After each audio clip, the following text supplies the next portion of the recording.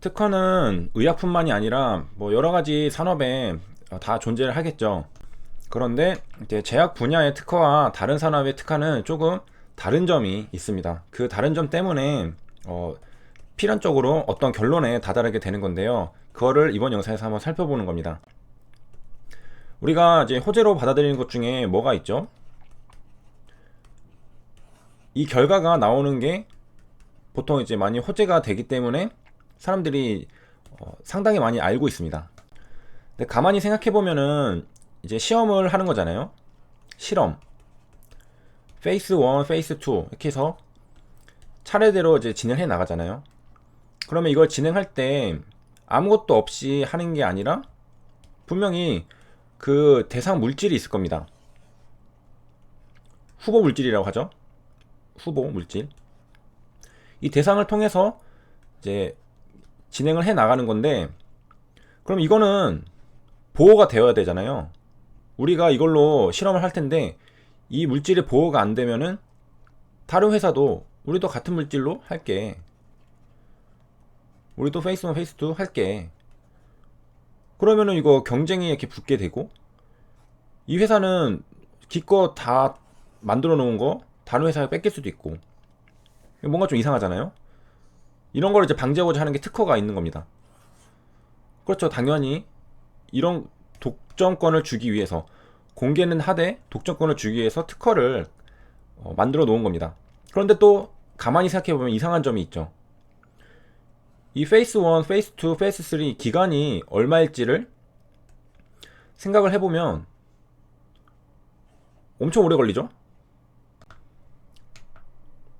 뭐 1년은 그냥 아무것도 아니고 엄청나게 오랜 시간이 걸립니다.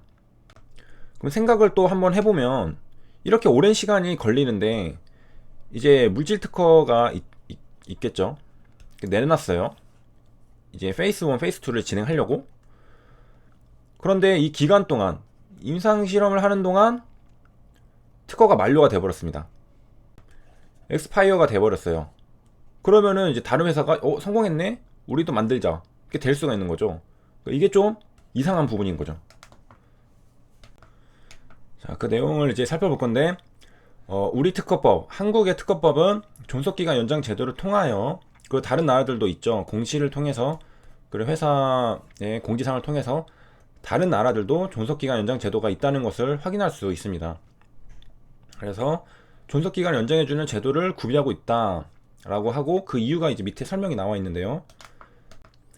이제 다른 특허와 다른 발명과 달리 의약품에 관련해서는 이런저런 요건들을 충족해야 함과 동시에 이제 안정성 및 유용성 확보 등의 이제 부가적인 요건도 필수적으로 있어야 되고, 그 다음에 거액의 연구개발비뿐만 아니라 이제 여기에서 장기간의 연구개발 및 임상시험을 별도로 필요로 한다.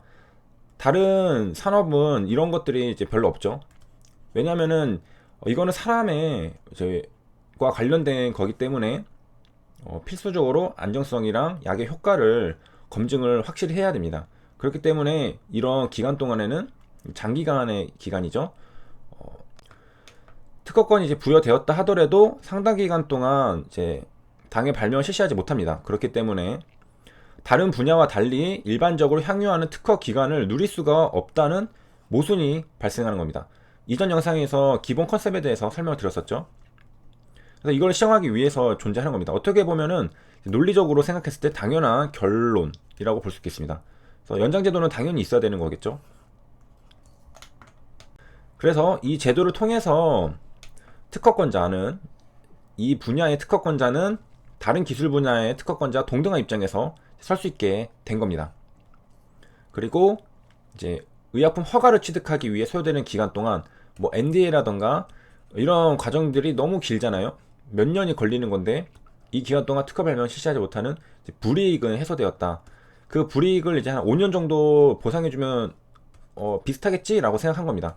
이것도 뭐 어떤 통계라던가 뭐 어떤 자료를 토대로, 근거를 토대로 산출해낸 거겠죠. 그래서 5년이라는 기간 동안 그 플러스를 해주면은 이제 너네 산업도 다른 산업과 이제 비슷한 이제 특허의 그런 독점권을 누릴 수 있을 거다라고 생각을 했던 거겠죠. 그 다음에 이제 뒤에 좀 흥미로운 부분이 있는데요. 의약품의 특허권 존속 기간이 만료하게 되면 이와 활성 성분이 동일하면서도 이제 가격이 싼 제네릭 의약품이 시판될 수 있습니다.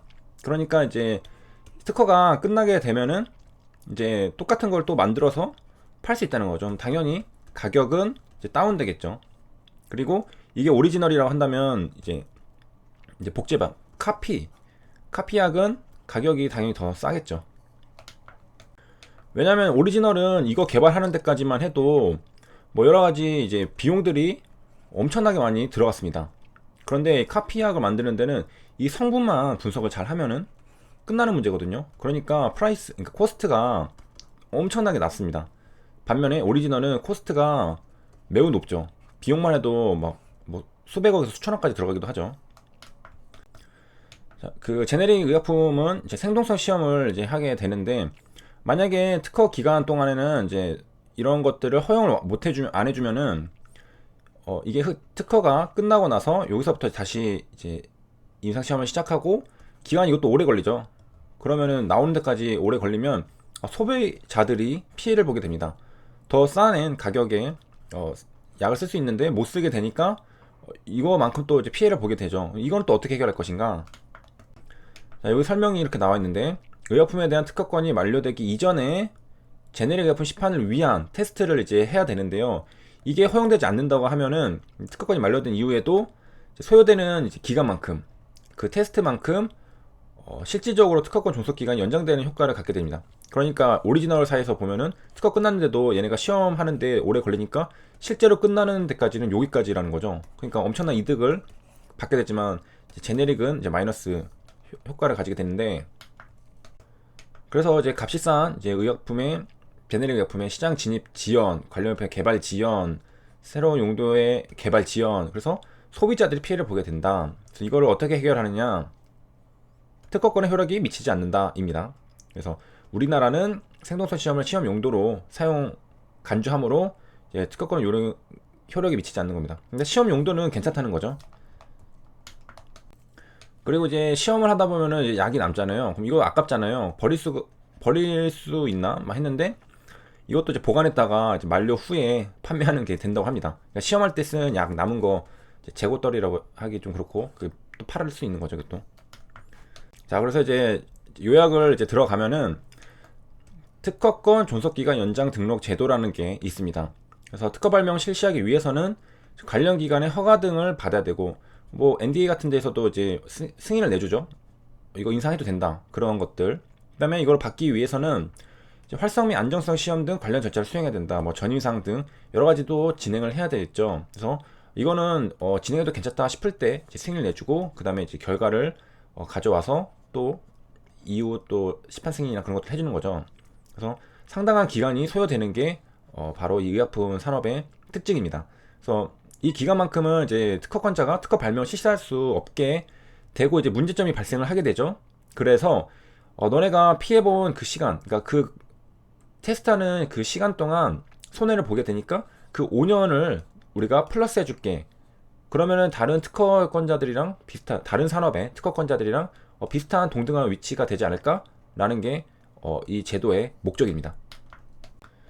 실제 이제 특허법에서는 그 실시할 수 없었던 기간이라고 규정이 되어 있고, 이제 명확하게는 규정되어 있지 않은데요. 실무에서는 이제 한 5년으로 되어 있는 거죠. 일반적인 경우죠.